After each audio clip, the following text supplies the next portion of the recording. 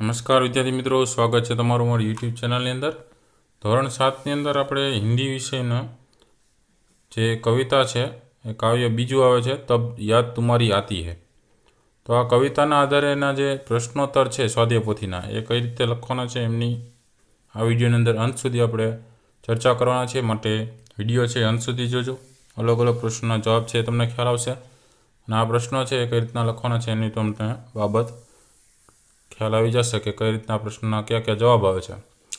बीजू तमारा मित्रों ने पण विडियो शेर करजो, एना माटे पण उपयोगी थई शके आ विडियो। एने स्वाध्याय पोथीना प्रश्न है ए पण मददरूप थई शके। तो अलग अलग विडियो आवा मुकाता रहेशे। तो चेनल ने सब्सक्राइब न करी तो सब्सक्राइब करी अने बेल आइकन पहला दबाई देजो, जेथी करी नवा नवा विडियोनी जाणकारी मळती रहे। बराबर, हजी घणा बधा विडियो छे आवा मुकावाना छे। चलो, तब याद तुम्हारी आती है ना जे कविताना सरल अर्थ है पहला जोई लईए, पछी अलग अलग प्रश्नों आपणे चर्चा करता जशुं। तो चिड़िया भोर में उठकर इस तरह चहचहाने लगती है जैसे वे खुशी के गीत गा रही हो। कलियां अपने दरवाजे पंखुड़ियां खोलकर सोती हुई दुनिया पर मुस्काने लगती है। खुशबू की लहरें फूलों में से निकलकर चारों ओर फैलने लगती है। इस सृष्टि को रचने वाले हे प्रभु, यह सब देखकर मुझे तुम्हारी याद आ जाती है। वर्षा ऋतु में छम छम कर वर्षा की बूंदें गिरती है और चम चम कर बिजली चमकती है। मैदानों, वनों और बागों में हरियाली लहराने लगती है। ठंडी हवा भी कहीं से ढेर सारी मस्ती उठाकर ले आती है। ये सब देखकर ये सृष्टि की रचना करने वाले प्रभु, मुझे तुम्हारी याद आ जाती है। तो ये था कविता का सरल अर्थ। बाद में हम प्रश्न देखते जाते हैं। पहला प्रश्न है, निम्नलिखित प्रत्येक प्रश्न के लिए विकल्प में से सही विकल्प चुनकर उसका क्रम ये बॉक्स में लिखना है। तो उसका पहला आता है, सुबह खुशी के गीत कौन गाता है? तो सुबह खुशी के गीत चिड़िया गाती है, ये ऑप्शन आएगा आंसर में, यहाँ पे ये लिखना है। दूसरा है, सुबह दुनिया पर कौन मुस्कुराता है? सुबह दुनिया पर कलियां मुस्कुराती है, तो ये ऑप्शन आएगा आंसर में। तीसरा है, वर्षा ऋतु में बूंदे कैसे गिरती है? वर्षा ऋतु में बूंदे छमछम गिरती है, मतलब सी आंसर में आएगा। चौथा है, कैसी हवा मस्ती ढोकर लाती है? ठंडी हवा मस्ती ढोकर लाती है, मतलब सी ऑप्शन आएगा आंसर में। उसके बाद प्रश्न दूसरा आता है, कोष्टक में से उचित शब्द चुनकर रिक्त स्थानों की पूर्ति कीजिए। उसमें पहले वाले रिक्त स्थान की है वो लिखना है क्या, यहाँ पे देखना है आपको। पहला वाला है, सुबह उठकर चिड़िया कुछ गीत खाली जगह से गाती है। सुबह उठकर चिड़िया कुछ गीत खुशी के गाती है। दूसरा वाला है, कलिया दरवाजे खोल खोल जब दुनिया पर मुस्काती है, मतलब दुनिया आएगा यहाँ पे। तीसरा वाला है, जग के क्या आएगा? सिरजनहार, मतलब सर्जनहार प्रभु, तब याद तुम्हारी आती है। चौथा वाला है, उसमें मैदानों में वन बागों में जब क्या लहराती है? हरियाली लहराती है, तो उसमें हरियाली आएगा। पांचवा वाला है, जब ठंडी ठंडी हवा कहीं से क्या ढोकर लाती है? मस्ती ढोकर लाती है, मतलब मस्ती यहाँ पे आंसर आएगा 5 में। तीसरा प्रश्न है, सही वाक्यांश चुनकर विधानों को पूर्ण कीजिए। तो उसमें पहला है, सुबह उठकर चिड़िया क्या करती है? खुशी के गीत गाती है, मतलब अ ऑप्शन यहाँ पे लिखना है, खुशी के गीत गाती है यहाँ पे लिखना है। दूसरा वाला, वर्षा ऋतु में हम कहीं से क्या होगा? मस्ती ढोकर लाती है। वर्षा ऋतु में हवा है वो कहीं से मस्ती ढोकर लाती है, तो उसमें क ऑप्शन है, मस्ती ढोकर लाती है, यहाँ पे लिखना है मस्ती ढोकर लाती है, तो ये आंसर आएगा क ऑप्शन। चौथा वाला प्रश्न है, निम्नलिखित प्रश्नों के उत्तर एक एक वाक्य में लिखना है। पहला वाला है, चिड़िया खुशी के गीत कब गाती है? तो चिड़िया बहुत सवेरे खुशी के गीत गाती है। दूसरा वाला है, वर्षा ऋतु में हरियाली कहाँ कहाँ लहराती है? तो उसमें आप लिख सकते हैं, हरियाली मैदानों, वनों और बागों में लहराती है। तीसरा वाला है, कवि को किसकी याद आती है? तो कवि को ईश्वर की याद आती है। चौथा वाला है, आपको ईश्वर की याद कब आती है? तो तारे, सूरज, चांद, सागर, पर्वत आदि प्रकृति के सुंदर और अद्भुत रूपों को देखकर मुझे प्रभु की याद आती है। प्रश्न 5वां है, निम्नलिखित प्रश्नों के उत्तर लिखिए। पहला वाला है, सुबह होने पर प्रकृति में कैसे बदलाव आते हैं? तो सुबह होने पर आकाश में तारे छिप जाते हैं, रात का अंधेरा दूर होने लगता है, पूर्व दिशा में सूर्योदय के पहले लाली छा जाती है, पंछी चहचहाने लगते हैं, कलियां खिलने लगती है, फूलों की सुगंध हवा में फैलने लगती है। इस प्रकार सोई हुई प्रकृति जाग उठती है और वातावरण में ताजगी का अनुभव होता है। तो ये था पहला आंसर। दूसरा प्रश्न है, पृथ्वी पर हरियाली कब छा जाती है? तो वर्षा ऋतु में धरती का पानी मिलता है, वीरान पड़ी धरती पर घास उगती है, सूखे पौधे हरे हो जा उठते हैं, पेड़ों को नया जीवन मिलता है, उनके हरे पत्तों की शोभा बढ़ती है। इस प्रकार वर्षा ऋतु में पृथ्वी पर हरियाली छा जाती है।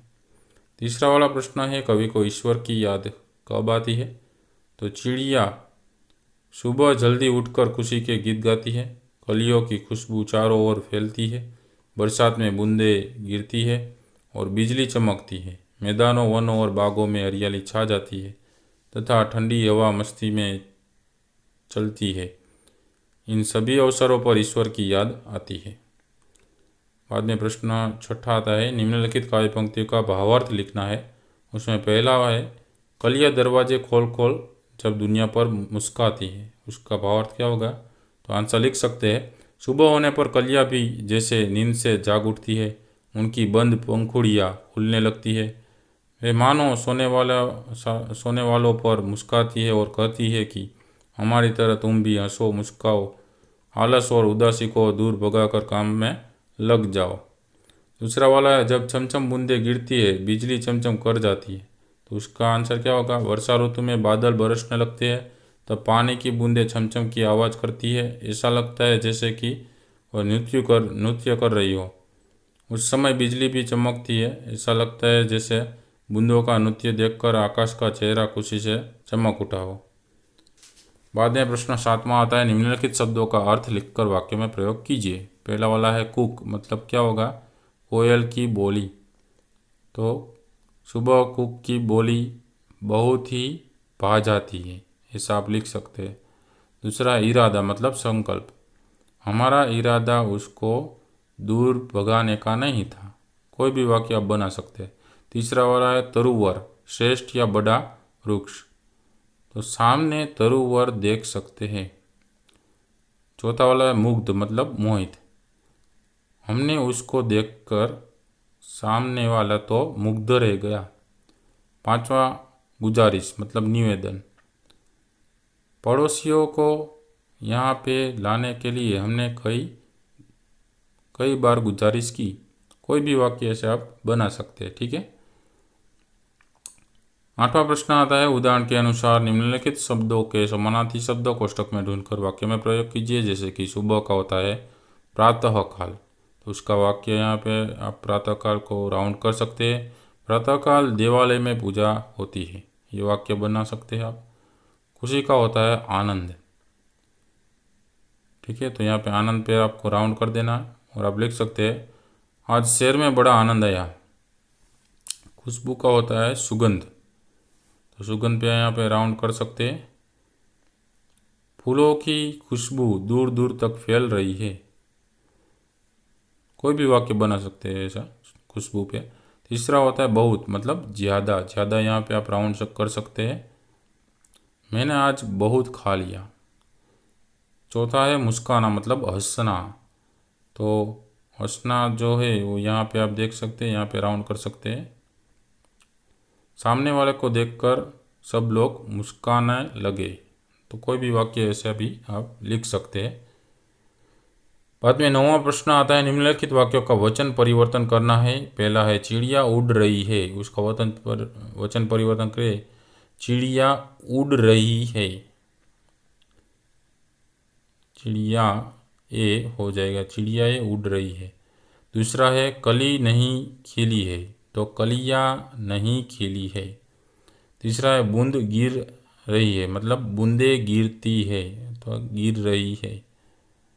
चौथा वाला है दरवाजे खुले हैं, मतलब दरवाज़ा खुला है, उसका वचन परिवर्तन करना है। पांचवा है लड़कियां खेल रही है, लड़की खेल रही है।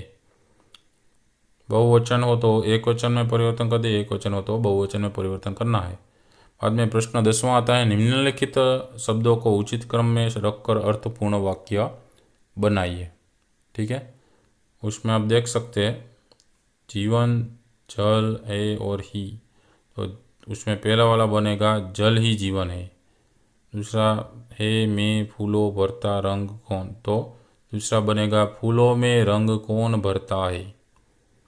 तीसरा वाला है बादल बिजली चमकती क्यों में, तो बादल में बिजली क्यों चमकती है, ये तीसरा वाला बनेगा।